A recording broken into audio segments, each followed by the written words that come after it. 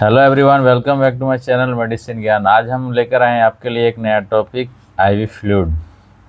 IV fluid होता क्या है, इसके कितने प्रकार हैं, इसके क्या क्या यूज हैं, वीडियो में इसके बारे में पूरा डिटेल में जानेंगे। तो चलिए, आईवी फ्लूइड को इंट्रावेनस फ्लूइड कहा जाता है, जो डायरेक्टली वेन में लगाया जाता है। आईवी फ्लूइड कितने प्रकार के होते हैं, इसके बारे में जानते हैं। NS normal saline, DNS dextrose normal saline, RL wrinkles lactate solution, D5, D10, D25 और मेंटोल सॉल्यूशन। अब डिटेल में इनके बारे में जानते हैं। एनएस यानी नॉर्मल सलाइन, इसमें 0.9% सोडियम क्लोराइड पाया जाता है। ये 100 ml, 500 ml, 1 लीटर और 3 लीटर की बोतल में आती है। इसमें 0.9% सोडियम क्लोराइड होने के कारण ये थोड़ा सॉल्टी हो। अब बात करते हैं इसके यूज़।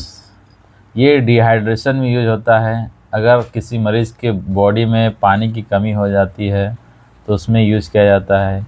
वुंड वॉशिंग यानी घाव को धोने में काम आया जाता है। अगर किसी मरीज़ को एक्सीडेंट हो गया है, एक्सीडेंट के कारण चोट लगी है, तो उसको धोने में यूज़ किया जाता है।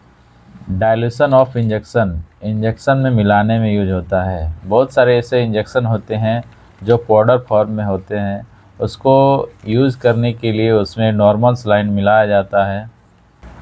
नॉर्मल सलाइन में ध्यान रखने वाले एक महत्वपूर्ण बात है, वैसे मरीज जिनका ब्लड प्रेशर हाई रहता हो, वैसे मरीजों को नॉर्मल सलाइन नहीं चढ़ाया जाता है, क्योंकि इसमें सोडियम क्लोराइड पाया जाता है और सोडियम क्लोराइड बीपी को बूस्ट करता है और वैसे मरीजों को हाइपरटेंशन हो सकती है।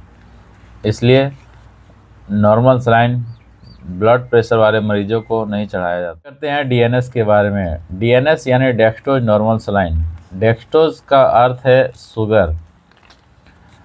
इसमें 0.9% sodium chloride and 5 gram dextrose पाया जाता है। करते हैं डीएनएस के यूज़ के बारे में। डीएनएस के यूज़ डिहाइड्रेशन में किया जाता है, एक्सीडेंट हो जाने पर किया जाता है, या फिर वैसे मरीज़ जिनका इंसुलिन नहीं बन रहा हो, उस स्थिति में डीएनएस का यूज़ किया जाता है।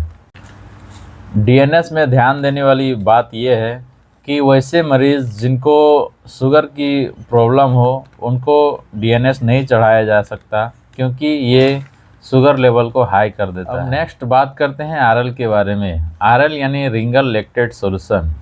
इसमें इलेक्ट्रोलाइट का मिक्सचर पाया जाता है। इसमें sodium chloride, potassium chloride and sodium lactate पाया जाता है। वैसे मरीज जिनका इलेक्ट्रोलाइट बहुत ज़्यादा कम हो गया हो, या बहुत ज़्यादा वाटर लॉस हो गया हो डायरिया हो जाने पर, या फिर किसी कारण से उनकी बॉडी में वाटर की कमी हो जाने पर, उस स्थिति में आरएल का यूज़ किया जाता है।